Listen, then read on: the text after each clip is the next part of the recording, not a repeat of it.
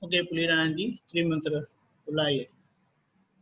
नमो वीतरागाय, नमो वीतरागाय, नमो अरिहंताणम, नमो अरिहंताणम, नमो सिद्धाणम, नमो सिद्धाणम, नमो आयरियाणम, नमो आयरियाणम, नमो वज्रयाणम, नमो वज्रायणम, नमो लोये सवसाहुणम, नमो लोये सवसाहुणम, ऐसो पंचन मुक्कारो, ऐसो पंच नमोकारो, सौवभावपणासनो, सर्व पावपणासनो, मंगलाणं च सुवेसिं, मंगलाणं च सवेसिं, परमं हवै मंगलम्। परमं हवै मंगलम्। ओम नमो भगवते वासुदेवाय, ओम नमो भगवते वासुदेवाय, ओम नमः शिवाय, ओम नमः शिवाय, जय सच्चिदानंद। जय सच्चिदानंद, जय सच्चिदानंद। जय सच्चिदानंद। यस आनंद। कोई प्रश्न है तो पूछिए। जी स्वामी जी, मेरा एक प्रश्न है कि टकराव कैसे टाले? किसके साथ होती है? जैसे दीदी के साथ होती है, मम्मा पापा के साथ होती है। हाँ, रास्ते से चलते हो और बीच में खंबा आ गया तो क्या करते हो? स्वामी जी, हम साइड में हट जाते हैं। फिर कोई गाय आ जाती है तो? स्वामी जी, वहां से भी साइड में हट जाते यानी आप एडजस्ट करते हो ना? हैं। जी हाँ, बस तो वही भी इंसान के साथ भी वही करने का जी है ना? टकराव डालने के लिए एडजस्ट होना, ये सबसे बड़ी मास्टर की है।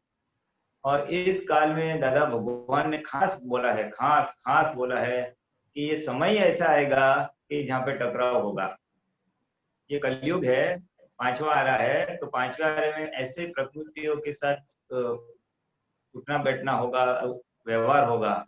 ऐसे प्रकृतियों के साथ व्यवहार होगा कि जिसके साथ टकराव होना ही है, क्योंकि सबके व्यू पॉइंट्स अलग अलग रहेंगे। और घर में तो खास रहेगा, घर में तो सबके व्यू पॉइंट्स इतने अलग अलग रहेंगे कि हमको मैच नहीं होगा। इसीलिए टकराव डालने के लिए एडजस्ट अनिवार्य है। दादा भगवान भी पूरी जिंदगी सभी महात्माओं के साथ, सभी लोगों के साथ एडजस्ट करते हुए ही रहे हैं। सामने वाले का सुख देख के, सामने वाले की सुविधा देख के वह खुद एडजस्ट हुए है। अभी आप समझ सकते हो, ज्ञानी पुरुष, देहधारी परमात्मा, वो तो एग्जाम्पल देता हूँ मैं खाली, कि गाड़ी में जाना है किसी सत्संग में कहीं पे, तो कार में, मोटर कार में, फियाट में लेके जाते थे संगपति। तो आगे संगपति बैठेंगे, ड्राइव करेंगे, आगे की सीट में दादा भगवान होंगे, एक हफ्ता पुत्र भी होगा, 3 लोग आगे रहेंगे। तो वो भी ऐसे मीन्स ऐसे एडजस्ट होके बैठेंगे तो बीच वाले को मुश्किल ही ना हो। समझना? उठते बैठते सोते खाते पीते हर जगह पे उन्होंने सामने वाले को दुख ना हो। अभी उनको तो क्या तकलीफ है, सब लोग उनको एडजस्ट होंगे कि नहीं होंगे? वो तो ज्ञानी पुरुष है, किसी के घर पे सत्संग करने गए तो वहां पे बैठने की सुविधा जैसी भी है, वहां पे खाने का जैसा भी है, तो उन्होंने कभी ये शिकायत नहीं की कि खाने में अच्छा नहीं है, थोड़ा नमक कम है, नमक लाओ ना जरा, या ये तो खाने में, बैठने में कहीं पे भी उन्होंने शिकायत नहीं की। किसी को पता भी चलने नहीं दिया कि ये मुझे जमेगा नहीं, पर एडजस्ट ही हो गए, क्योंकि उनको टकराव डालना था। किंचित मात्र भी किसी को दुख न हो, ये एक प्राइम प्रिंसिपल है, मुख्य महत्व का एक सिद्धांत है। और उस सिद्धांत को लेके वो चले, किसी को दुख देना नहीं है। और सामने से ऐसे संजोग आ रहे हैं जो हमारे साथ सेट नहीं हो रहा है, सामने ऐसी व्यक्ति है जिसके साथ हमारा और उसका व्यू पॉइंट मैच नहीं होता है। जैसे आपने बोला ना, घर में दीदी है, मम्मी पापा है, तो कोई भी हो सकता है, स्कूल में टीचर है या फ्रेंड्स भी हो सकते हैं, अड़ोस पड़ोस में भी हो सकता है, कहीं पे भी हो सकता है। तो वहां पे ये बहुत बड़ा सिद्धांत है कि अगर हम टकराव टालते हैं तो हमारा मोक्ष निश्चिंत है। दादा भगवान वहां तक बोलते थे कि अगर सारी जिंदगी किसी ने अगर ज्ञान नहीं भी लिया है, सारी जिंदगी किसी के साथ टकराता नहीं है, मन से, वाणी से या वर्तन से, तो उसको 2-3 अवतार में मोक्ष निश्चिंत है, निश्चिंत है। यानी टकराव टालने के लिए जो एडजस्टमेंट लेना पड़ता है, टकराव वैसे तो टालेगी ना, एडजस्टमेंट ही करना पड़ेगा, और एडजस्टमेंट तो हमको ही करना पड़ेगा, है ना। जैसे खंबा है या गाय है तो वो एडजस्ट नहीं होने वाली है। हम गाय को बोलते हैं क्या, तू रास्ते में क्यों बैठी है, तेरे घर पे जा, ये रास्ता हमारे लिए, हम टैक्स भरते हैं, हाँ, ये तुम्हारा इलाका नहीं है, चले जाओ। नहीं, वो नहीं सुनने वाली, तुम कितना भी हॉर्न बजाओ वो उठने वाली नहीं है वहां से। तो अपने थोड़ा मुंह देखेगी, कान हिलाएगी और वहीं की बैठी रहेगी। एडजस्ट हमको होना पड़ेगा, हमारा नुकसान नहीं करना है। तो घर में भी यही करना है, हमें एडजस्ट होना है, हमें टकराव डालने के लिए एडजस्ट होना है। और अगर ऐसा हम कर पाए तो उससे हमारा जो अहंकार है वो डाउन जाएगा, समझ में। हमारा जो क्रोध मान माया लोभ है वो सब डाउन जाएगा, घिस जाएगा। और उस प्रक्रिया में हमारे खुद के मन के ऊपर हमारा संयम परिणाम है। क्योंकि आज हमको हमारे मन के मर्जी के हिसाब चलने की आदत है, मेरे मर्जी के हिसाब से होना चाहिए, है ना। मैं यहाँ पे बैठूंगा, मैं यहाँ पे लिखूंगा, मैं यहाँ पे खेलूंगा, मुझे ऐसा खाना चाहिए, मुझे ये कपड़ा पहनने का है, ये नहीं करने का है। अनेक प्रकार से हमें हमारी मन की मर्जी के हिसाब से चलना है। और जहाँ पे एडजस्टमेंट की बात आती है तो हमें हमारे मर्जी के हिसाब से नहीं चल पाएंगे, हमें दूसरों की मर्जी के हिसाब से चलना पड़ेगा, है ना। तो उससे क्या होगा, हम हमारे मन के ऊपर संयम लाते हैं। या तो हम मन का सुनते हैं या मन हमारी मान लेता है, दो ही चीज होती है, तो तीसरी चीज कोई है नहीं। या तो आपके मन के हिसाब से आपने दूसरे घर वालों के पास काम करवाया, या दूसरों के हिसाब से आपके मन को फिर शांत रखा। तो मन के ऊपर का संयम इससे प्राप्त होता है। हम दूसरों के सुख या दूसरों के असुविधा, दूसरों की असुविधा, दूसरों की मुश्किल, दूसरों का दुख देखते हैं, तो इसको दुख ना हो, इसको तकलीफ ना हो, है ना। तो जब हम दूसरों के सुख के बारे में सोचते हैं, दूसरों की सुविधा के बारे में सोचते हैं, तो वैसे हमको सुख मिल जाता है। क्योंकि हम जीव मात्र को दुख नहीं देना चाहते हैं, जीव मात्र को सुख देना चाहते हैं। जब हम उनकी सुविधा देखते हैं और हम एडजस्ट हो जाते हैं तो ऑटोमेटिकली उसको सुख मिलता है। तो जितना सुख हम दूसरों को देंगे उतना सुख हमको नेचुरली इसका परिणाम के स्वरूप से मिल जाए। सो एडजस्ट होने में दो फायदे, एक तो आपकी टकराव टलेगी, एंड टकराव टलने से आपको भी दुख नहीं होगा, सामने वाले को भी दुख नहीं होगा। टकराव में फिर बैर नहीं रहेगा, नहीं तो फिर रिवेंज रहेगा, देख लूंगा मैं भी, देख लूंगा, दोनों का मन दुख होगा, तो वो सारी चीज नहीं होगी। एडजस्ट करोगे तो दूसरों को अच्छा लगेगा, और दूसरों को अच्छा लगेगा तो क्या होगा, उसको सुख मिला तो आपको सुख मिलेगा। आप अगर दूसरों की सुविधा के लिए एडजस्ट हो जाते हो तो उसका रिएक्शन में कभी आपको जरूरत पड़ी तो आपकी सुविधा के लिए कोई और आपके लिए एडजस्ट हो जाएगा, समझ में। तो ये हम दूसरों के लिए नहीं कर रहे, हम खुद के लिए ही कर रहे हैं। एडजस्टमेंट करते हैं तो उसमें हमारा ही लाभ है। सामने को सुख दिया तो अपने को मिलने वाला है, सामने को एडजस्टमेंट किया तो हमको एडजस्टमेंट सुख मिलने वाला है। सो ये व्यवहार दृष्टि से, केवल व्यवहार दृष्टि से देखे तो उसमें भी हमारा लाभ। और तीसरा मैंने जैसे बताया कि हमारे प्रकृति के ऊपर संयम आएगा, हमारे अहंकार के ऊपर संयम आएगा। और अगर संयमित अहंकार है तो फिर तो कोई प्रश्न ही नहीं है। तकलीफ तो हमें हमारे अहंकार ही देता है, तकलीफ तो हमारी मन और हमारा बुद्धि ही देता है। अगर वो ज्ञानी के अनुसार चलने लग गए तो वो भी हमें तकलीफ नहीं देगा। जब हमारे अंदर के शत्रु सीमित हो जाएंगे तो हमको बहुत आनंद ही आनंद आएगा, समझ में। इसलिए ये टकराव डालना बहुत बड़ी चीज है इस काल में। और उसके लिए ऑब्वियसली एडजस्ट तो करना ही पड़ेगा। और दूसरी भी बातें जो है संजोग के अनुसार भुगता है, उसकी भूल है, हाँ, या पॉजिटिव, वो सब हम रख सकते हैं, जिसके वजह से हम एडजस्ट हो सकते हैं। टकराव टालने के लिए, एडजस्टमेंट लाने के लिए जो दूसरे समझ की जरूरत है, उस समझ का उपयोग करके हम बहुत अच्छी तरह से टकराव टाल सकते हैं। और मैं आपको गारंटी देता हूँ कि टकराव टालने में जितना आनंद है ना, उतना टकराव करने से आनंद नहीं है। टकराव करने से आपकी मनमानी हो जाएगी, चलो एक आध बार, लेकिन अंदर मजा नहीं आएगा। सही बात। और इससे क्या होगा, मन की विशालता हो रही। आप बोल रहे थे ना कि मुझे जगत कल्याण का निमित्त बनने का है, तो जगत कल्याण का निमित्त बनने के लिए बड़ा मन चाहिए। बड़ा मन यानी मेरी चीज पे दूसरों को दूं। आदमी निस्वार्थ बनता है, स्वार्थ नहीं रहता है, मेरा सुख नहीं सोचता है, दूसरे का सुख सोचता है। देता है तो कोई अपेक्षा से नहीं देता है, मैं इसको आज दूंगा तो वो कल मुझे रिटर्न में देगा, नहीं, कोई अपेक्षा नहीं, nothing in return, one sided देने का है। उसकी खुशी के लिए हम हमारी समय, हमारी शक्ति या हमारी कोई चीज वस्तु है, तो दूसरों की खुशी के लिए हम दे रहे हैं। जब दूसरों की खुशी के लिए तो विशाल मन चाहिए, जाओ आप लोग खुश हो, मुझे कुछ नहीं चाहिए। तो जगत कल्याण का निमित्त बनने के लिए हमारा मन भी खुला हो जाता है, ओपन हो जाता है ना। तो हम प्रेम स्वरूप हो जाते हैं, और जब दूसरों को हम प्रेम देते हैं तो हम ऑटोमेटिकली दूसरों का प्रेम संपादन करते हैं, है ना।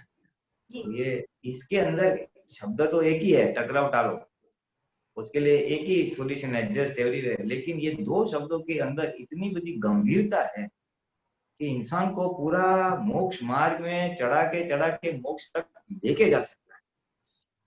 कैसे लेके सकते हैं, इसका थोड़ा मैंने संक्षिप्त में ऐसा वर्णन किया कि इसके कितने सारे एडवांटेजेस है, वो अंदर गुप्त है, जो हमारी प्रकृति को भी शुद्ध करेगा, और हमारा व्यवहार जो है लोगों का प्यार संपादन होगा, और सुगंध फैल जाएगी। भाई सब लोग बोलेंगे आरव आया, वेरी गुड, तो बोलेगा ये आरव आया, ये कहाँ आया है सब। जी ठीक है जी सर। मेरा भी प्रश्न था, हाँ। जैसे मैं फ्री होके बैठती हूँ, कोई भी काम से फ्री होके बैठती हूँ, तो मुझे लगता है कि चलो प्रतिक्रमण कर लेती हूँ। फिर प्रतिक्रमण करती हूँ, फिर मन में आता है कि यार इससे तो सत्संग सुन लेती हूँ। 10 मिनट होता है सत्संग सुनते, फिर लगता है नहीं अपनी प्रकृति को देख लेती हूँ। फिर लगता है कि नहीं चलो दादा भगवान असीम जय जयकार कर लेती हूँ। मतलब ऐसा चलता रहता है, तो वो कोई भी सही नहीं हो पाता है। तो वो हाँ, क्यों होता है?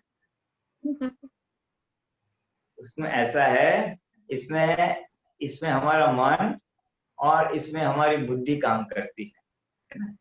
इसमें क्या है, मन ने बोला चलो ऐसा करो, तो उसमें एक सूक्ष्म अपेक्षा होती है कि मजा आएगा।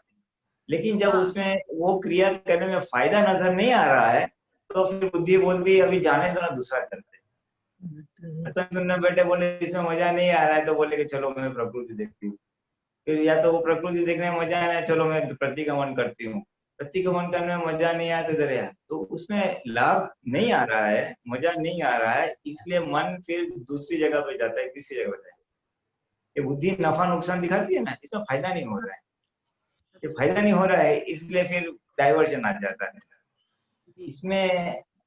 ये अच्छी बात है आपकी। इससे आपको क्या पता चला कि आपको आपकी प्रकृति की पहचान हुई, आपकी पहचान हुई कि मेरा मन कितना चंचल है, मेरी बुद्धि कितनी चंचल है, मुझे स्थिरता से भी कोई कार्य करने देती नहीं है। जी। हाँ, तो उसका उपाय बस एक ही है, बोलने का, भाई चलो थोड़ा 5 मिनट लगता है तो सोचो क्या करने का है, बोलो। फाइल नंबर 1 को बोलने का, अनिता बेन क्या करने का, आप आराम से सोच के बोलो। फिर तो बोले कि चलो प्रतिक्रमण कर, तो फिर बोलने का 15 मिनट प्रतिक्रमण करना पड़ेगा, ज्यादा नहीं, मैं थोड़ा शॉर्ट बोलता हूँ। उस मन को बांध देने का, और फिर वो विधि करके बैठ जाने का। फिर मन 5-10 मिनट बोलेगा नहीं मजा नहीं आया, चुप करने का ही है तेरे को, अभी देयर इज नो चॉइस। उसको मन को चुप करवा देने का, कैंसर, उसको बोलने का तेरी अभी चलने वाली नहीं है। 15 मिनट्स मीन 15 मिनट्स, जो भी आप नक्की करो, 20 मिनट्स नक्की करो, हाफ एन आवर नक्की करो, जो भी। और फिर वो बोलने का 10 मिनट के बाद अगर मन कंटाल जाता है, अभी मजा नहीं है दूसरा कर, तो सोना चुप, अभी 10 मिनट हुआ है, और अभी 10 मिनट बाकी है, 20 मिनट्स का मैंने 20 मिनट का नक्की किया था। ऐसा मन को बांध देने का, ऐसा बाउंड्री में 20 मिनट्स तक तेरे को वहां से हिलने का नहीं है। और देखो उसमें बहुत फायदा होगा, मेरा अनुभव है, मैं खुद है। तो ऐसा कभी मेरे को होता है ना, तो मैं घड़ियाल देखता हूँ, अरे इतना बाकी है, तो फिर बोलने का नहीं, चलो अभी तेरा ये 50 मिनट्स 50 मिनट नक्की किया था, तो 50 मिनट में अभी तो 10-15 मिनट बाकी है, तो वो तो पूरा करने का ही। और उससे फायदा क्या होता है मालूम है, एक बार थोड़ा फोर्स कर देते हैं ना मन को, नहीं करने का ही है, फिर वो लग जाता है उसमें। मानो मैं कीर्तन भक्ति करता हूँ या कुछ और करता हूँ, तो फिर भाभी बैठने का ही है, तो फिर उसमें कंपलसरी लग जाता है ना, फिर अंदर से कुछ नहीं निकलेगा, अच्छा लगेगा, ऐसा कुछ प्रक्रिया शुरू हो जाएगी। मानो प्रतिक्रमण करते तो चलो अभी करने का ही है, तो करने का ही। तो मन फिर मन जो विरोध उठा रहा है, वो विरोध उठाने वाली बात निकल जाएगी, मन को बांधने वाली बात है ये जो है ना। तो कोई भी एक नक्की करो, 15 मिनट तो करने का ही है, ज्यादा घूम घाम करते जाओगे ना तो कहीं पे नहीं रहोगे फिर। सही बात। हाँ, मैक्सिमम उसको एक चेंज दे देने का। तो ऐसा करते करते है ना, आपको ऐसा है, ये भी जो है ना हमारा मशीन है, हमारा मन वचन काया, वो एक प्रकार का मशीन है। तो इस मशीन से हमें काम निकालने का है, आत्मा पक्ष का पुरुषार्थ करवाने का है इसके पास। तो प्रकृति है, तो प्रकृति की लाइक्स डिसलाइक्स तो रहेगी, प्रकृति को क्या अच्छा लगता है क्या अच्छा नहीं लगता वो रहने वाला ही है। इसलिए हमको समय संजोग के अनुसार, यानी कभी क्या है, हम अर्ली मॉर्निंग में थोड़ा ज्यादा फ्रेश होते हैं, दोपहर को शायद थोड़ा थक गए हो रहे हैं, या सुबह दिन थोड़ा रेस्ट ले लिया 3-4 बजे तो हम थोड़ा ज्यादा फ्रेश होते हैं, रात को पूरा दिन का काम किया तो इतने फ्रेशनेस नहीं रहती है, यानी शरीर और मन की इतनी वो शक्ति नहीं रहती है कंसंट्रेशन की। तो उस समय पे जब शरीर में एनर्जी लेवल जो भी है, हमारी शरीर की जागृति की लेवल और एनर्जी लेवल है, उसके अनुसार पुरुषार्थ चूज करने का। अभी थोड़ा तो बहुत टायर्ड है, हल्का फुल्का पुरुषार्थ करते तो फिर अपना पद गाओ या कीर्तन भक्ति बोलो तो लाइट है थोड़ा सा, एकदम फिर प्रतिक्रमण करने का, डीप एकदम प्रायश्चित करने का तो जरा ज्यादा कंसंट्रेशन चाहिए। क्या पढ़ा आप तो मानिए कुछ किताब पढ़नी है तो चलो कंसंट्रेशन थोड़ा ज्यादा चाहिए ना। तो ये हमारे प्रकृति की जो उस समय की अवस्था है उसको थोड़ा ध्यान में रख के ऐसा करोगे तो ये शरीर भी साथ देगा, मन भी साथ देगा, और अच्छी तरह ये जो होता है ना चेंजेस होता है, वो चेंजिंग वाला भाग निकल जाएगा, चेंजिंग वाला। ठीक है। और बुद्धि के लिए ऐसा बोल सकते हैं कि दादा शक्ति दो कि मुझे अबुद्ध दशा, आपके जैसे अबुद्ध दशा प्राप्त हो, मेरा मन बुद्धि आपके वश ऐसा बार बार बोल सकते हैं जब लगे। हाँ जरूर, ये तो बहुत अच्छी बात है, ये तो दिन में कभी भी करने जैसी बात है। जरा स्पेयर टाइम मिला ना, 2 मिनट 5 मिनट या जो भी मिला, तो हम ये इवन वो 2-4 जो है ना चरण विधि के वाक्य दोहरा सकते हैं कि मेरा मन और बुद्धि आपके वश करते रहो। वैसे आपके केस में तो ज्यादा वो प्रॉब्लम नहीं है, क्योंकि आपका मन और बुद्धि महज अंश तक टू अ लार्ज एक्सटेंट सत्संग के उसके में है। आप फ्री रहोगे तो पिक्चर नहीं देखने वाली हो या व्हाट्सएप नहीं करने वाली हो, you know, you are going to waste your time. आप आत्मा का ही कुछ जो भी है हमारे पास ऑप्शंस, उसी में से सिलेक्ट करने वाले हो। यानी आपका मन आज, जो मैं थोड़ा ये सत्संग के माहौल के हिसाब से बोल रहा हूँ, तो आपका मन आज बाहर संसार में भटकता नहीं है कि मैं शॉपिंग करने जाऊं, अब शॉपिंग तो पॉसिबल ही नहीं है, लेकिन मैं संसार में नहीं भटकता है आपका, सी आपका है तो आत्मा की ओर, सो उतना है। ये किसको बोलना पड़ता है, जिसको बाहर बहुत भटकता है ना, उसको बोलना पड़ता है कि मेरा मन और बुद्धि आपके वश में रहे, मारू मन और बुद्धि आपने वश पर त्याग करो, वो उसको बोलना पड़ेगा। अभी आपका तो है, तो उसमें आप बोल सकते हैं, उसमें मानना नहीं है तो आपके दादा के अनुसार, लेकिन स्थिरता चाहिए। हाँ, दादा आपका जैसा, हाँ, और अभूत की बात जो आपने बताई वो बिल्कुल सही है कि हम अवश्य मांग सकते हैं कि दादा आपकी जैसी अभूत दशा प्राप्त हो। मेरा अल्टीमेट गोल आपकी जैसी अभूत दशा। अभूत दशा यानी क्या है कि पहले जो आज है ना, आज हमारी पोजीशन कैसी है, आज हमारी बुद्धि जो हम लेके आए हैं वो विपरीत बुद्धि लेके आए। विपरीत यानी संसार में नफा नुकसान बताने वाली बुद्धि, बुद्धि का एक फंक्शन है नफा या नुकसान बताना, बस एक ही चीज, दो ही चीज बताएगी, क्या प्रॉफिट है, क्या लॉस है, क्या फायदा है, क्या नुकसान है। तो जो संसार का नफा नुकसान दिखाती है वो विपरीत बुद्धि है, उसे विपरीत बुद्धि कहते हैं। जी तो अभी सत्संग सुनते सुनते अभी हमारी बुद्धि आहिस्ता आहिस्ता सम्यक हो रही है। सम्यक बुद्धि यानी जो बुद्धि आत्मा का नफा नुकसान बताए या मोक्ष के पक्ष का नफा या नुकसान बताए। बैठे बोले कि चलो मैं थोड़ा पेपर पढ़ूं या सत्संग सुनूं, तो बोलेंगे नहीं सत्संग सुनो, वो मोक्ष में जाने के लिए फायदा करेगा। तो मोक्ष की ओर का नफा नुकसान बनाने वाली जो बुद्धि है उसको सम्यक बुद्धि है। जी तो अभी हमारी ये सत्संग के परिचय से, 5 आज्ञा के परिचय से हमारी बुद्धि आहिस्ता आहिस्ता सम्यक हो रही है। और आपकी मैं अंश तक हो गई है कि आपको ऑटोमेटिकली भाई मैं कुछ आत्मा का कुछ करूं ऐसा ही विचार है। और फिर आगे की स्टेज में जैसे जैसे हमारी जागृति बढ़ती जाएगी वैसे वैसे हम बुद्धि के प्रभाव में नहीं आएंगे। बुद्धि के प्रभाव में नहीं आना यानी बुद्धि बताएगी तो सही ऐसा हो गया, ऐसा बराबर नहीं हुआ, इमीडिएटली नहीं व्यवस्थित है या अकर्ता है, जो भी यथा योग्य ज्ञान है वो वहां पे हाजिर हो जाएगा। और बुद्धि के जो प्रकाश में उसने जो बताया, बुद्धि ने जो बताया हम बताएगी जरूर लेकिन उसकी स्वीकृति नहीं होगी। दूसरे शब्दों में बुद्धि बताएगी जरूर, हमें उसकी असर नहीं होगी। समझना? हाँ, तो फर्स्ट स्टेज में बुद्धि थोड़ी सम्यक होते जाएगी, फिर बुद्धि की असर नहीं होगी, हमको बताएगी लेकिन हमको असर नहीं होगी, हम खाली जानेंगे बुद्धि ने ये बताया लेकिन हम स्वीकार करते नहीं है। और उससे आगे जैसे जैसे जागृति बढ़ते जाएगी, जैसे जैसे हमारा डिस्चार्ज अहंकार कम होते जाएगा स्लोली स्लोली, तो हमारी बुद्धि भी बंद होते जाएगी, कम होते जाएगी। अबुद्ध दशा यानी जीरो अहंकार है ना, ऑलमोस्ट जीरो बोल सकते हैं। तो ऑलमोस्ट जीरो अहंकार है तो बुद्धि भी ऑलमोस्ट जीरो हो जाती है, क्योंकि बुद्धि आखिर क्या है प्रकाश आत्मा का ही, लेकिन अहंकार के माध्यम से आता हुआ प्रकाश है। तो जैसे जैसे डिस्चार्ज अहंकार भी हमारा शून्य की ओर कम होते जाएगा आहिस्ता आहिस्ता, तो बुद्धि का प्रकाश भी आहिस्ता आहिस्ता कम होगा। तो क्या ऐसा है? तो नहीं, प्रज्ञा का प्रकाश निरंतर बना रहेगा, आत्म जागृति की निरंतर बनी रहेगी। तो आत्म जागृति के प्रकाश में या प्रज्ञा के प्रकाश में हमारा सारा व्यवहार चलते रहेगा। मन वचन का व्यवहार तो है ना, इसलिए तो निर्दोष दृष्टि है, पॉजिटिव दृष्टि है, या शुद्धात्मा देखना, संभव से निकाल, जो भी आप बोलो, तो ये सारा व्यवहार प्रज्ञा के प्रकाश से होते जाएगा। तो उससे क्लेश रहित जीवन जाएगा, तो बुद्धि भी कम हो जाएगी, तो बुद्धि को कोई स्कोप नहीं है। और ऐसे करते करते हम अबुद्ध दशा तक पहुंचाएंगे जो दादा भगवान की थी, कि बुद्धि है ही नहीं, यानी फिर उनको है ना सामने वाले को निर्दोष देखना नहीं पड़ेगा, दिखाई ही देगा भेद, क्योंकि भेद करने वाली बुद्धि है। तू सही है या मैं सही हूँ, तू गलत है, यहाँ पे भी जो भेद आता है, ये तेरा ये मेरा, मैं तेरा फायदा हुआ ना मेरा फायदा नहीं हुआ, जो भेद वाली बातें हैं ये बुद्धि बताती है। अब बुद्धि रही गई तो अभेदता हो जाएगी, तू भी आत्मा है यानी सामने वाला भी आत्मा है, मैं भी आत्मा हूँ, तो आत्मा टू आत्मा अभेदता की खड़ी हो जाएगी। तो अब अबुद्ध बुद्ध यानी आपकी जो, मैं तो खाली थोड़ा डिस्क्राइब किया, जरा थोड़ा डिटेल में डिस्क्राइब किया कि अबुद्ध दशा जरूर मांगने जैसी चीज है।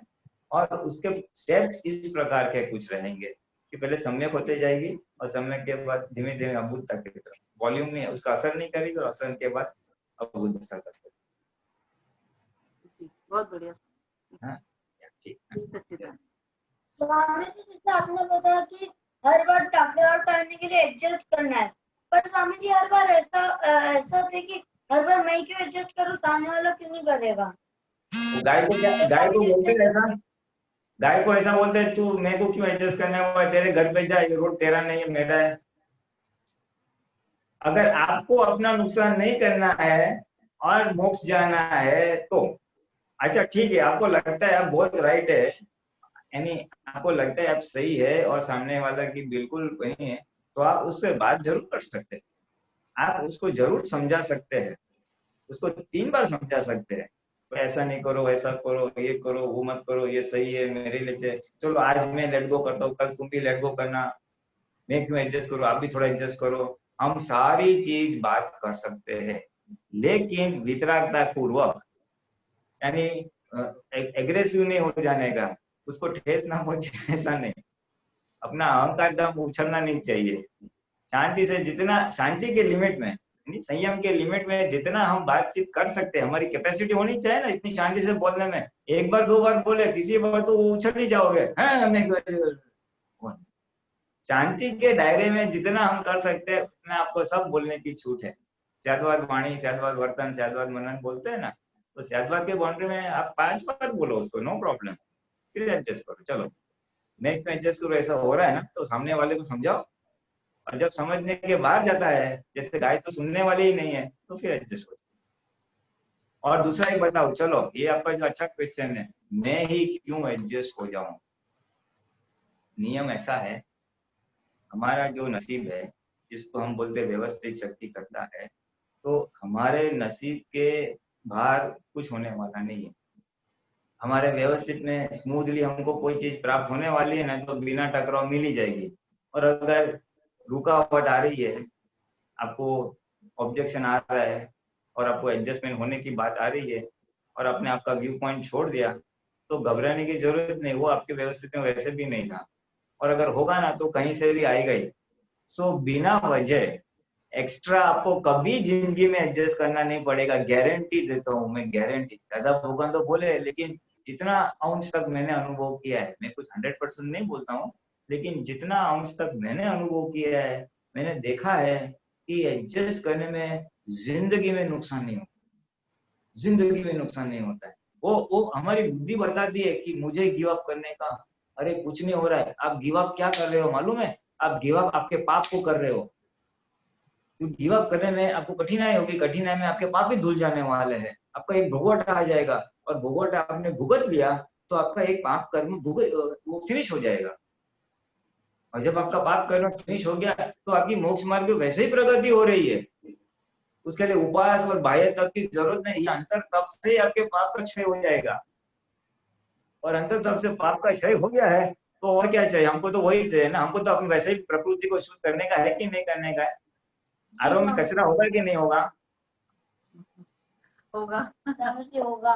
उसको बोलने दो। आरो में कचरा होगा कि नहीं होगा? हाँ, तो फिर वो हाँ, तो वो निकालने का है कि नहीं निकालने का है? निकालना है। हाँ, तो अभी खुद निकालोगे तो निकलेगा? खुद तो अपना कचरा, हाँ, खुद निकालना। अभी खुद का अहंकार ही नहीं निकलता है, तो फिर क्या कचरा निकलेगा?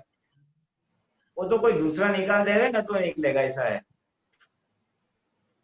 खुद के बाल हम काट नहीं सकते बराबर, वो नाई के पास जाएंगे तो फट फट फट अच्छा शेप में काट के देगा वो। तो कोई और अपना बाल काट के दे रहा है, वो मीन्स बाल काटने वाली बात हुई। और कोई यानी दूसरा कोई हमारी कमजोरियां निकाल रहा है, हमारा कचरा हमारे लिए निकाल रहा है, तो अपना तो फायदा ही हो गया ना। आपको नहाने की थोड़ी कष्ट है, अगर कोई आपको नहला रहा है तो अपना और शरीर का मेल निकाल रहा है, तो अपने को तो बैठे बैठे फायदा ही है कि नहीं? तो इस नजरिए से अगर आप देखो, इस नजरिए से देखोगे कि वो सामने वाला का बहुत बहुत उपकार, ये मेरे अंदर का कचरा निकाल रही है या निकाल रहा है, मेरे अंदर का क्रोध निकाल रहा है, मेरा अहंकार निकाल रहा है, मेरी बुद्धि निकाल रहा है, तो बहुत अच्छा है। उसको तो थैंक यू बोलने का, फ्री ऑफ चार्ज निकाल रहा है। वो बाल काटने के तो पैसा लेता है, तो फ्री ऑफ चार्ज काट रही है। इसलिए आज जहाँ पे भी एडजस्ट करना पड़ा तो उसको बोलना थैंक यू, मेरा कचरा, अंदर मन में बोलने का, मुंह पे नहीं बोलने का, तो हो जाएगा।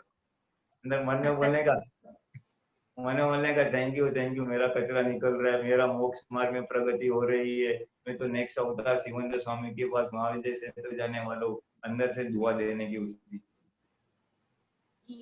एडजस्टमेंट होने में जिंदगी में नुकसान नहीं होगा, मेरे से ये लिख के ले। मेरा तो नहीं है, तो वचन दादा भगवान का, लेकिन मैंने अनुभव जितना भी किया उसके हिसाब से बोल।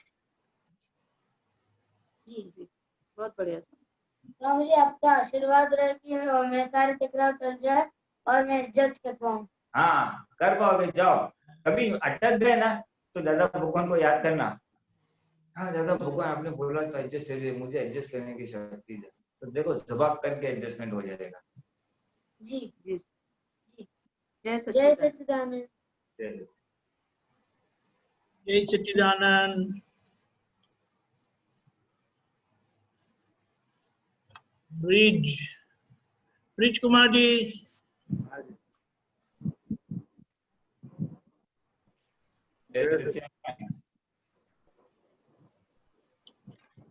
रही है आवाज? हाँ आ रही है।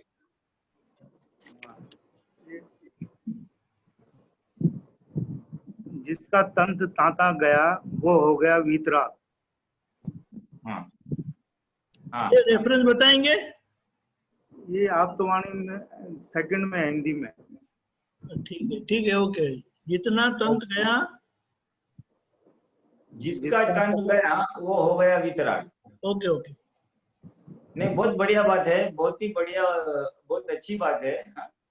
वो तंत यानी क्या है कि अगर किसी ने हमें कुछ बुरा कहा, कुछ हमें पसंद नहीं है, ऐसी बात घटना हो जाती है, कुछ ऐसा व्यवहार किया तो हमको जरा अंदर चुभता है, और हमारे अंदर से नोंद हो जाती है, नोट हो जाता है कि इसने मेरे साथ ऐसा। अभी वो जो हो जाता है ना, वो फिर उसको नोंद बोलते हैं। नोट जैसे नोटेड बोलते हैं ना इंग्लिश में, ऐसा नोट हो जाता है ऐसा, और फिर वो पड़ा रहता है। फिर हो सकता है दूसरे दिन, तीसरे दिन, या शायद एक हफ्ता, एक महीने के बाद भी वापिस वो आदमी आता है, वो घटना होती तो वो ताजा हो जाता, देखो उसने ऐसा किया था। तो वो जो ताजा हो जाता है ना, तो किस ऑन व्हाट बेसिस, किस हिसाब से होता है, तो वो जो तंत है ना हमारा, वो तांता बोलते हैं उसको, तंत। वो तंत की वजह से वो वहां का किया हुआ नोन वो ताजा हो जाता है, और असर वहां पे आज भी हाजिर हुआ, भूतकाल की असर आज वर्तमान में आ जाती है वो घटा।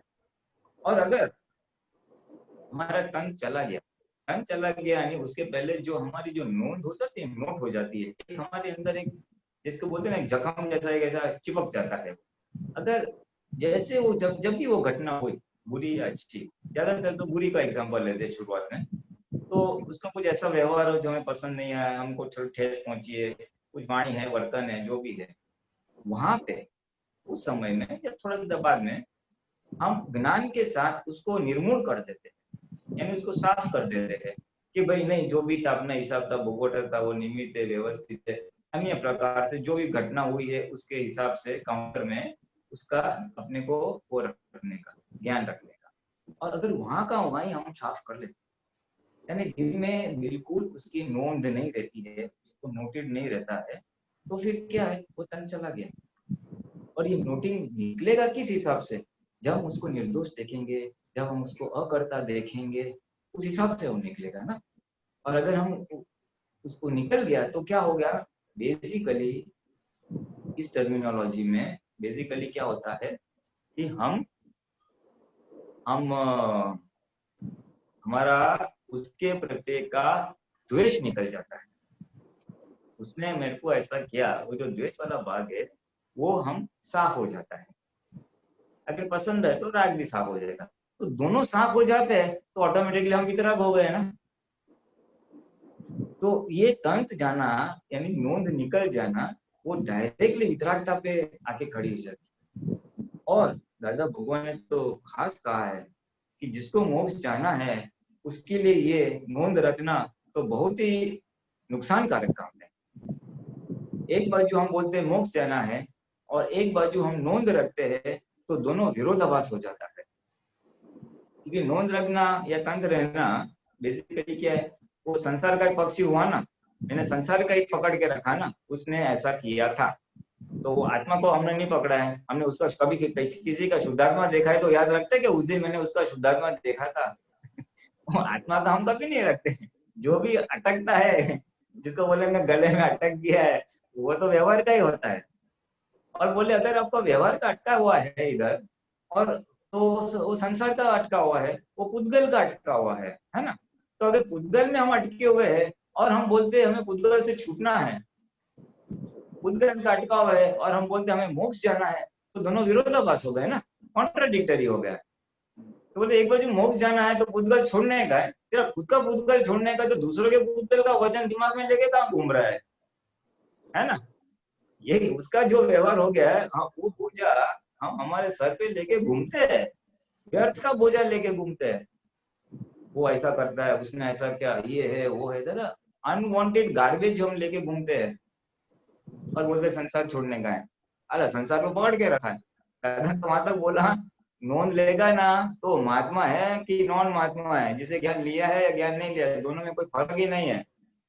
यानी महात्मा पद की तो पूरी डिवैल्यूएशन हो जाती है वहां पे। यानी घबराने की बात नहीं, लेकिन इसकी गंभीरता खाली समझाने के लिए दादाजी बोलते हैं कि संसार जिसको मोक्ष जाना है, तो मोक्ष जाने के लिए ये उद्गल पक्ष छूटना चाहिए। और उद्गल वो छूटना है, नोन छूटना, ताता तंत्र छूटना, तो उससे हम मोक्ष में जा सकेंगे। तो ये तंत्र छूट गया यानी प्रकृति का निकल गया, रागद्वेष निकल गया, इसलिए ऑटोमेटिकली वितराग हो गए। और वितरागता आएगी तो ही मुक्ति का मार्ग या मोक्ष में आगे प्रगति का। ये अहंकार का मतलब हुआ, हाँ, यस, वो अहंकार को चूकता है तो अहंकार नोट करता है, अहंकार वो तंत्र रखता है। तो इसी अहंकार को वो गलत समझ जो हम समझ लेके आए हैं, उस वजह से इस अहंकार को ठेस पहुंची है। और आज की समझ से, दादा भगवान के ज्ञान की समझ से उसको हम कैंसिल करते हैं या उसको इक्वलाइज करते हैं, नलीफाई कर देते हैं, उसको छेद उड़ा देते हैं। तो हमारा पुरुषार्थ बस इतना ही है, हम जो लेके आए हैं समझ, उसको आज के समझ के साथ नलीफाई कर निकाल देने का है। हमें वितरागों की समझ के अनुसार चलना है।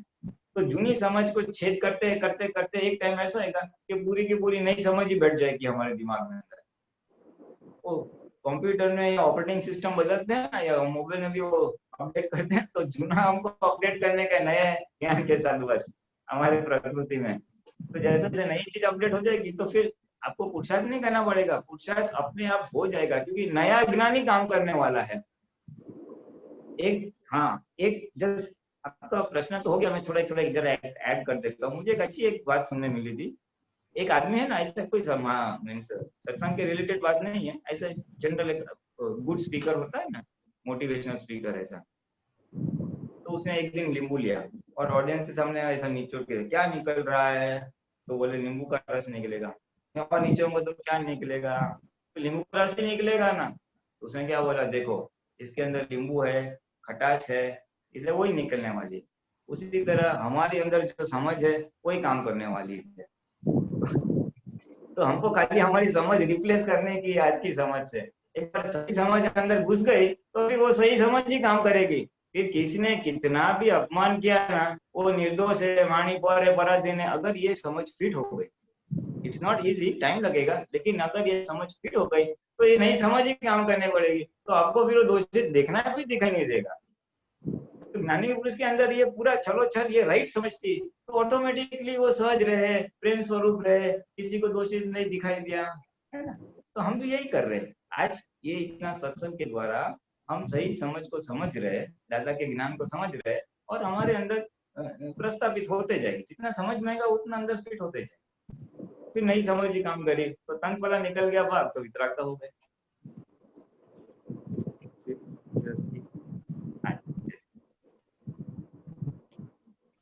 जय सच्चिदानंद।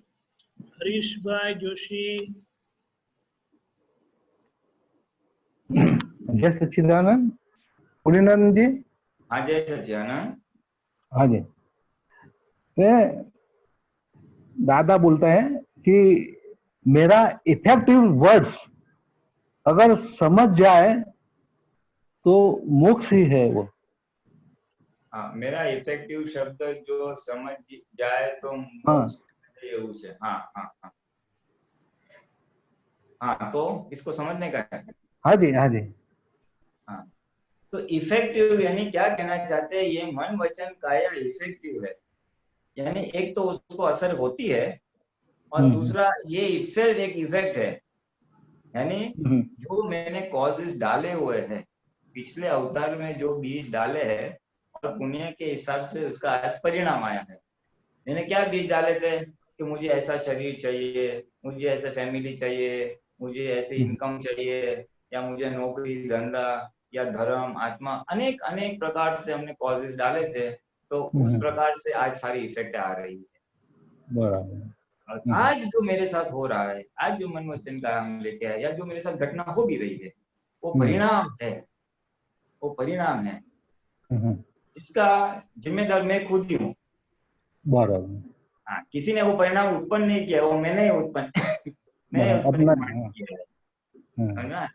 हाँ, हाँ, तो ये परिणाम है, ये समझ में आया ना, तो फिर किसी को दोष देने वाली बात रहेगी फिर ऐसा क्यों हो रहा है। राइट राइट हाँ, हाँ, नहीं हो रहा है, नहीं होगी भाई, वो अपने को अज्ञानता की अवस्था में जो कॉजेस डाले थे उसके परिणाम। बराबर। हाँ, और इफेक्ट की दूसरी व्यू पॉइंट से क्या है कि मेरे मन वचन काया से दूसरों को इफेक्ट होने वाली है। मुझे भी दूसरों की बोलने मारने से मेरे को असर होने वाली है। बराबर। हाँ, तो ये इफेक्टिव थोड़ा इस तरह से दो व्यू पॉइंट से उसको हम समझ सकते हैं। तो समझ में आया ना एक बार कि इफेक्ट ही है, एक कॉजेज की इफेक्ट है, तो फिर कहीं भी बोलने की जरूरत ही नहीं है। तो पिछले अज्ञानता की कॉज की है, अभी इफेक्ट को खाली समाप्त कर दो। समाप्त करते हैं, एग्जॉस्ट करो, कर्म की भाषा में उसको निर्जरा भी बोल दो, लेकिन इस तरह से निर्जरा करो कि किसी को दुख ना हो। और ये निर्जरा करते समय हम कुछ कर्म कैरी फॉरवर्ड नहीं करते आगे अपना, इधर ही पूरा कर देते, राग का भी भुगतान पूरा कर देते हैं, द्वेष का भी भुगतान पूरा कर देते हैं, और फिर हिसाब किताब कर्मों का जितना खत्म हो गया, कर्म जितने क्षय हो गए, तो मोक्ष चले जाएंगे। बराबर। हाँ, राइट। एक दूसरा ऐसा है कि हाँ, ये तो खत्म हो गया बराबर। इगोइज्म वो दर्शन को आकर रहा है, इगोइज्म। हाँ, इगोइज्म यानी क्या, मैं नामधारी हूँ, मैं नामधारी। हाँ, बराबर है ना। हाँ, ये जो रॉन्ग बिलीफ है उसको इगोइज्म कहते हैं या अहंकार भी कहते हैं। अभी जब तक ये रहेगा कि मैं नाम पुलिन आनंद हूँ, तो तब तक क्या होगा, मैं करता हूँ और मैं कर सकता हूँ, और मैं खुद करता बन गया तो ऑटोमेटिकली मुझे सामने वाला भी करता नजर में आएगा। उसने ऐसा क्यों किया, उसको समझना चाहिए ना क्या है। तो क्या ये जो मेरी समझ है, उसको आवरण आ गया कि कौन सी समझ के वास्तव में वो स्वतंत्र करता नहीं है, तो इसलिए वो समझ के ऊपर आवरण होता है, वो आंतरता यानी एक कवरिंग कर देता है, वो ब्लॉक कर देता है। वो जब तक मैं हूँ तो दूसरा क्या होगा, इंद्रिय सुख में ही सुख है ऐसा आरोपण हो जाएगा। तो ये आरोपण हो जाएगा तो फिर आत्मा की ओर मुझे जाने में कुछ मोटिवेशन ही नहीं रहेगा, कोई प्रेरणा ही नहीं रहेगी कि आत्मा जाना चाहिए, मोक्ष जाना चाहिए, बस यही अच्छा खाए पियो मजा करो। तो ये जो आत्मा की ओर जाना है, मोक्ष की ओर जाना है, उसके वो विजन ही खुला नहीं होगा, उस तरफ की मेरी दृष्टि ही नहीं खुली हो जाएगी उसे। तो वो अहंकारी मुझे फिर वो आकर देता है, दर्शन खुलता नहीं है। दर्शन तो बहुत बड़ी बात है, और हमारा तो इतने अवतारों से मार खा खा खा के ये दर्शन खुला हुआ है। क्या मार खाया कि संसार में सुख कहीं पे भी नहीं है, सुख तो आत्मा में ही है। आत्मा जानने जैसा है, कोई आत्मज्ञानी पुरुष मिले तो अच्छा है, मैं त्याग तो नहीं कर सकता हूँ, लेकिन संसार में लेके कुछ मोक्ष मार्ग मिले तो अच्छा है। ऐसे हम निष्कर्ष पे पहुंचे हैं, अनंत अवतार के मार खा के, देवगति का सुख भोगा, मनुष्य का सुख भोगा, जानवर का दुख भोगा, सारे प्रकार के सुख और दुख भुगतने के बाद ये नतीजे पे पहुंचे। बहुत अवतार लगते हैं यहाँ तक पहुंचते पहुंचते। तो क्या हुआ, शुद्ध होते गया, हमको राइट और रॉन्ग की यथार्थ समझ मिली, समझ आ गई। राइट। तो दर्शन को समझ, वो जितना दर्शन खुला हो ना, वो तो बहुत बड़ी बात है। दर्शन खुला होते होते केवल दर्शन, सही बात है। ये डिस्चार्ज भी जो हमारा इगोइज्म है, अभी महात्माओं के लिए हम ऐसा बोलते हैं, डिस्चार्ज में जो इगोइज्म है, तो डिस्चार्ज में थोड़ा ब्लॉक करेगा पुरुषार्थ करने में, और अगर जिसके बाद आत्मा दृष्टि नहीं है तो उसको तो पूरा ही ब्लॉक करेगा। सही है, बराबर। जय सच्चिदानंद। जी हाँ, जैसे जय सच्चिदानंद। काजलबेन मोरबी। जय सच्चिदानंद। हाँ, जय सच्चिदानंद। हाँ, मैं वो दादा भगवान का आप तो सूत्र है ना कि सुख है वो देह का विटामिन है, और दुख है वो आत्मा का विटामिन है। हाँ हाँ, तो मेरे को कभी कितनी बार ऐसा ऐसा अनुभव हुआ है कि जब अपने को अच्छा संयोग नहीं आता, अपने का बिल्कुल दुख जैसा लगता है, तो आप हम दादा दादा करते हैं और आज्ञा का पालन करना चाहते हो, सभी सभी दादा ने जो जो बताया, जो जो याद आता है वो अपने काजल करने लगती है। पर तभी मुझे ये प्रश्न उभा होता है कि क्या ऐसा करना सही है?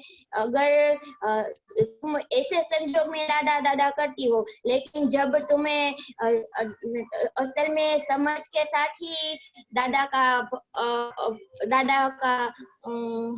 आज्ञा पालन करना है, दादा ने जो किया वो सब कुछ करना है, तो जो मुझे बताती है वो क्या बुद्धि ऐसा बताती है कि ऐसा? बुद्धि तो मुझे ऐसा लगता है बुद्धि तो ऐसा बता नहीं सकती, वो तो संसार का बताती है, तो इसमें कौन बताता है? नहीं, अच्छा प्रश्न है आपका, इट्स वेरी गुड। ये बिल्कुल सही है। आप आमतौर पे ऐसा ही होता है कि मुश्किलें आती है तो हम दादा के पास जाते हैं, मुश्किलें नहीं आती है तो हम संसार के भौतिक सुख में उसमें आनंद रहते हैं, तन्मयता रहते हैं, अच्छा लगता है ना। मतलब ही दादा बहुत कुछ याद भी नहीं आते, आते याद हैं तो जरूरत ही नहीं है, मजा है जरूरत। तो फिर जरूरत ही नहीं है ना। देखो, हर जीव को सुख चाहिए।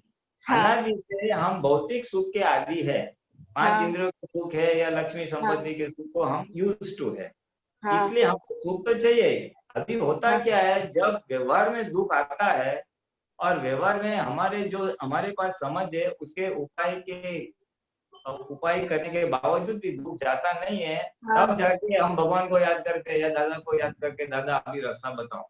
हाँ इसलिए हमने दादा को याद किया, दादा का जो भी उपाय किया, विधि की, प्रतिक्रमण किया, कीर्तन भक्ति जो भी किया, उससे क्या होगा, वो दुख मेरा कम हो जाएगा।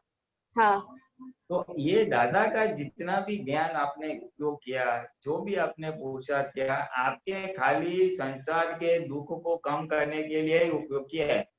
हाँ इसलिए वो क्या है कि दुख कम हो गया तो फिर बाद में उसकी जरूरत नहीं है।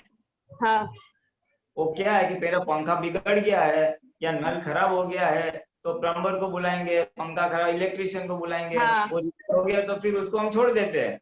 हाँ तो दादा का ज्ञान भी हमने कड़िया प्लम्बर जैसा उपयोग किया है तो वो छूट हाँ ही जाने वाला है। हाँ हमने दादा को मोक्ष जाने के लिए कभी उपयोग नहीं किया है। हाँ हमने दादा का ज्ञान मेरे अंदर का सुख बढ़े इसके लिए अप्लाई यूज नहीं वापरा नहीं नहीं है। नहीं है। हाँ, इसीलिए ये ऐसा होता है कि जब हम्म मुश्किलें आती है तो दादा याद आते हैं, सब काम बराबर होता है, और फिर जब मुश्किलें खत्म होती है दादा छूट जाते हैं, क्योंकि हमने उसका उपयोग ही दुख को हटाने के लिए किया है।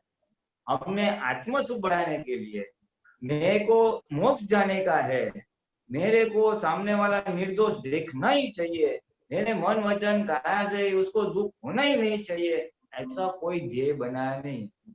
मेरे हाँ को सुख चाहिए बस, हम्म लेकिन दूसरों को मैं दुख नहीं दूंगी, दूसरों को मैं सुख दूंगी। मुझे मोक्ष जाना है, अभी राग और द्वेष दोनों से छूटना है, ऐसा डिसीजन स्ट्रॉन्ग नहीं हुआ है लेकिन मजबूत नहीं हुआ है। हम्म तो ये जैसे जैसे मजबूत हो जाएगा, हम्म अभी मुझे किसी को दुख नहीं देना है, अभी आत्मा में रहना है कि अभी दादा भगवान को कैसा आत्मा और शरीर अलग रहते थे, दादा भगवान कैसा वितराग रहते थे, मुझे वैसा होने का है। ऐसा जैसे जैसे आपके अंदर नक्की होते जाएगा, डिसीजन आते जाएगा, हम्म तो और वो ध्येय आपका बनेगा, और वो ध्येय पूरा करने के लिए दादा का ज्ञान यूज करोगे, दादा की आज्ञा का यूज करोगे, तो फिर आपका वो दादा हर समय आपके साथ रहेगा। हाँ फिर सुख के समय में भी वो आपके साथ रहेगा, क्योंकि सुख के समय आपको मालूम है कि ये पुण्य का उदय है, लेकिन हाँ किसी को दुख नहीं देने का है मुझे, हाँ मुझे स्वार्थ नहीं करने का है, हाँ मुझे कपट नहीं करने का है, हाँ ये आपके लक्ष्य में रहेगा, क्योंकि आपको मोक्ष जाना है, आपको अंदर का सुख बढ़ाने का है, ये आपका ध्येय है। और जब आपका ये ध्येय है और उसके लिए जब आप ज्ञान वापरोगे ना, तो फिर ये ज्ञान हरदम आपके साथ रहेगा, भले व्यवहार से दुख हो या व्यवहार से सुख हो, क्योंकि आपका ज्ञान वापरने का उद्देश्य, ज्ञान वापरने का ध्येय अलग हो गया है। आज ज्ञान खाली भौतिक दुख को हटाने के लिए वापरा है।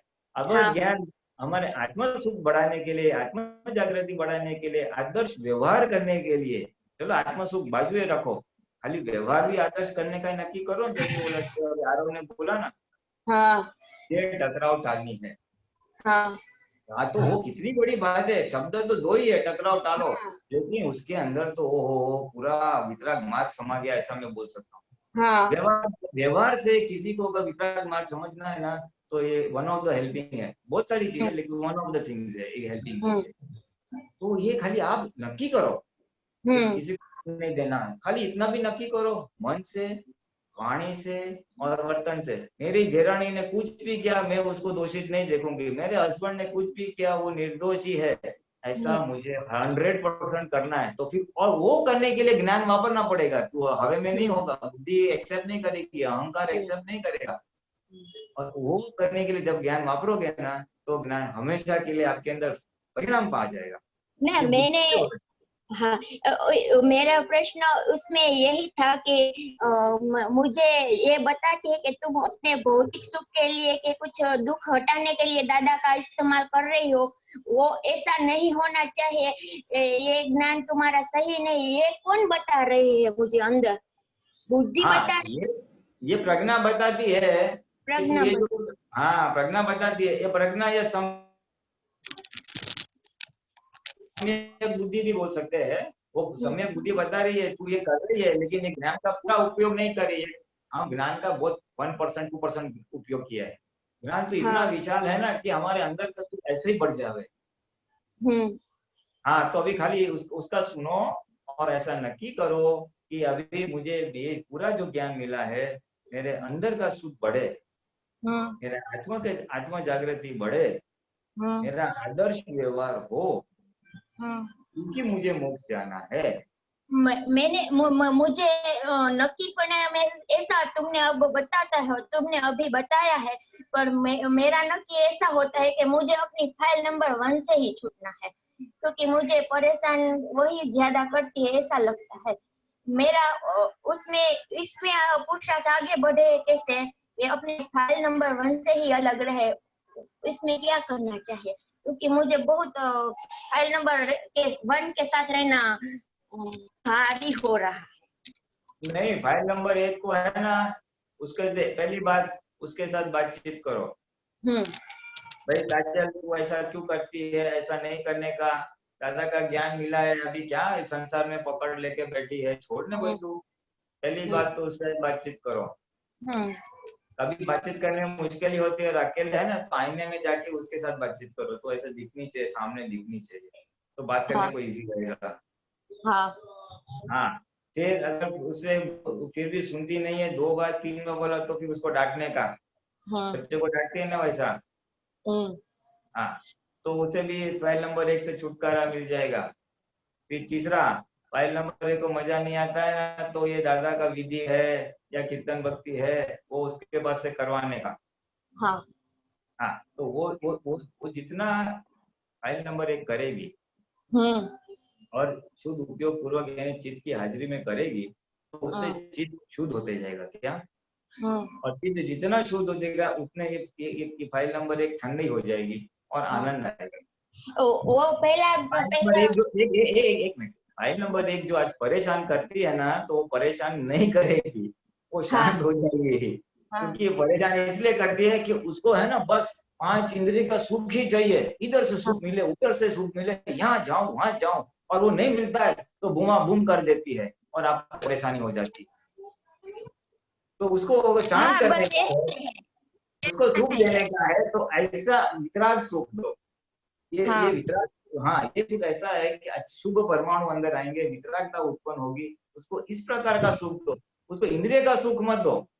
मुझे आज मूड नहीं आ रहा है तो 2-4 मिठाई खाली फटाक करके, नहीं, मूड नहीं आ रहा है, मैंने पिक्चर देख लिया, तो चक्षु इंद्रिय, स्वादेंद्रिय, कान, वो कर्णेंद्रिय, वो कान वान का सुख देने का, उसको वितरागता का सुख देने का। तो वो वितरागता का सुख मिलेगी, तो भी आपकी प्रकृति फाइल नंबर 1 शांत हो जाएगी। और आप जो बोल रहे हैं ना, मेरी फाइल नंबर 1 परेशान करती है, तो यही फाइल नंबर 1 आपको परेशान नहीं करेगी, ऐसा मैं कहता हूँ।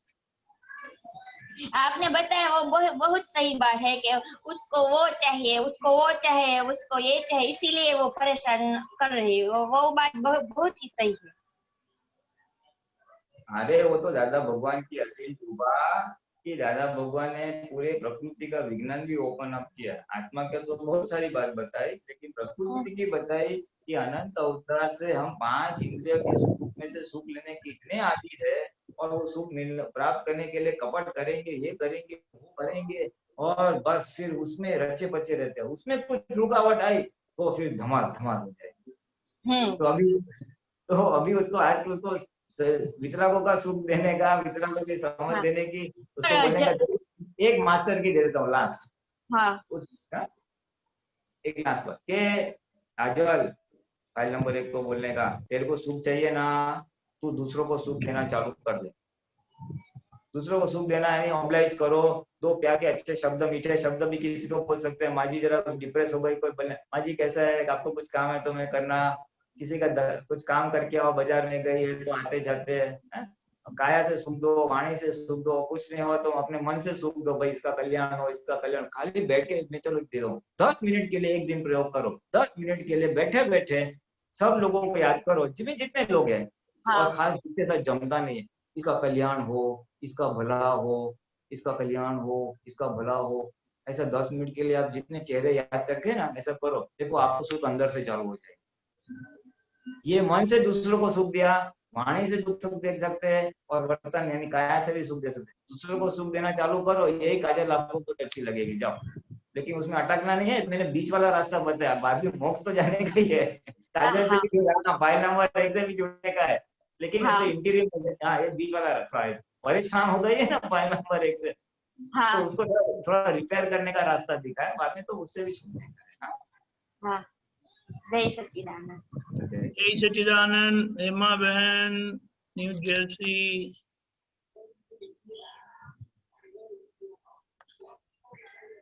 मुनिनानंद जय सच्चिदानंद। દીપક જય સચ્ચિદાનંદ। જય સચ્ચિદાનંદ। મારો પ્રશ્ન છે, આપણે ઉજાગર દશા આપણે રાતના હોય અને એમાં શુદ્ધાત્માથી ની જર્ની શરૂ થઈ, દાદાએ શુદ્ધાત્માની જર્ની શરૂ કરાવડાઈ અને છેક પરમાત્મા સુધી પહોંચવાનું છે, એ બેની વચ્ચે એ જે દેખાય છે જોવાપણું, જ્ઞાતા દ્રષ્ટાપણું કશું મહેનત નથી પડતી અને કરવાપણામાં મહેનત જાય છે એવું કાલે અમે નટુ કાકાની ચોપડી વાંચી, એમાં વંચાયું, પણ એવું બધું અંદર થાય છે કે ખબર નથી પડતી કે શું કરવું આ વખતે, એવું સમજાવો ને। એવું છે ને, જ્ઞાતા દ્રષ્ટા રહેવું એ નક્કી કરવું, અને પછી થોડોક નાના નાના મિની પ્રયોગ કરવા પડે। મિની પ્રયોગ એટલે કે હું 10 મિનિટ માટે આજે હેમાબેન તમે જે બોલશો એને હું ખાલી સાંભળીશ, પોતાની વાણી પર વોચ રાખવો ફોર એક્ઝામ્પલ। પછી જરાક ટાઈમ કાઢીને 10 મિનિટ અંતસ્કરણ શું કરે છે, મન ક્યાં શું વિચાર કરે, ચિત્ત ક્યાં ભટકે છે, એને હું જોઈશ। એટલે એવું નાનું નાનું ચાલુ કરાય આપણાથી। એટલે એ આપણી ફાઇલ નંબર 1 જ્ઞાતા દ્રષ્ટા ઇસેન્શિયલી ફાઇલ નંબર 1 ના જ કરવાનું છે આપણે। એટલામાં અંતસ્કરણ અને બાહ્યકરણ બે આવી જાય, એટલે ચાલુ આવી જ ના કરાય, ધીમે ધીમે। અને એ જે જ્ઞાતા દ્રષ્ટા છે ને, मुनिनानंद जी प्लीज हिंदी। हाँ सॉरी हाँ जरा वो हाँ, तो ज्ञाता दृष्टा ऐसा है कि वो इट इज अ रिजल्ट, अरे वो ज्ञाता दृष्टा एक जागृति का परिणाम है। जैसे जैसे हमारी आत्मा जागृति बढ़ेगी, उसका रिजल्ट ज्ञाता दृष्टा आएगा। तो rather than focus straight away on ज्ञाता दृष्टा, we should focus on how to increase the जागृति। और जागृति कभी इंक्रीज होगी जब ये डिस्चार्ज मोह और डिस्चार्ज कषाय कम हो गए। I tell you this is all talk in air, ये सब हवे वाली बात है। एक बाजू में बहुत सारा सत्संग सुनूं, एक बाजू में सारी आपकावाणी का डिटेल में शब्दों का अर्थ समझूं, लेकिन जब प्रैक्टिस में जाओगी ना तो मुझे वो निर्दोष दिखने वाला है ही नहीं, वहां पे टकराव हो जाने वाली है, क्योंकि मेरा अहंकार और बुद्धि, मेरे डिस्चार्ज कषाय अभी तक साबुत है।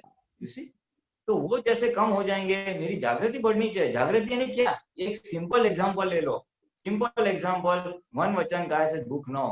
मैं तो चैलेंज करता हूँ, आप खाली 2 फाइल ले लो, चिकनी फाइल जो भी आपको सिलेक्ट करनी, और इन 2 फाइल को कम वर्ड में दुख नहीं देने का है।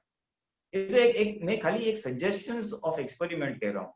तो इसको दुख नहीं देने का है, तो उससे क्या होगा, आपकी ऑटोमेटिकली जागृति बढ़ेगी। अरे इसको दुख नहीं देगा, इसने ऐसा बोला, फिर भी ये निर्दोष है। इतनी जागृति वहां पे फोकस हो जाएगी ना आपकी, और इतना ज्ञान आपका अंदर फोकस होते जाएगा कि ये जागृति बढ़ने वाली बात, कषाय डिस्चार्ज, कषाय को एग्जॉस्ट करने वाली बात आपके प्रैक्टिस में आएगी, है ना। और ये प्रैक्टिस कर से अगर 2 फाइल में जागृत हो गए आप, तो फिर जागृति हर जगह फिर ऑपरेट होगी, और वो जागृति बढ़ते बढ़ते फिर ज्ञाता दशा रिजल्ट ही है, तो रिजल्ट है और कुछ नहीं। जय सच्चिदानंद। हाँ जय सच्चिदानंद। जय सच्चिदानंद। पुरीनाथ जी, हमारा समय हो गया है। ओके, पृथ्वी मंत्र बुलाएं। हेमा बेन, आप फॉलो करिएगा।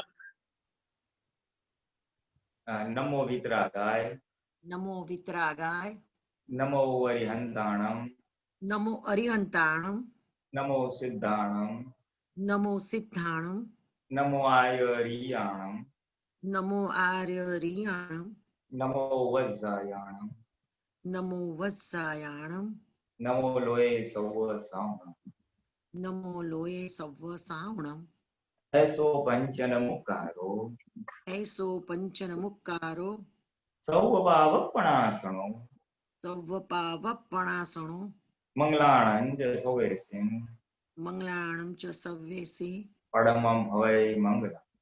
परमं हवै मंगलम्। ओम नमो भगवते वासुदेवाय, ओम नमो भगवते वासुदेवाय, ओम नमः शिवाय, ओम नमः शिवाय। जय सच्चिदानंद। जय सच्चिदानंद, जय सच्चिदानंद।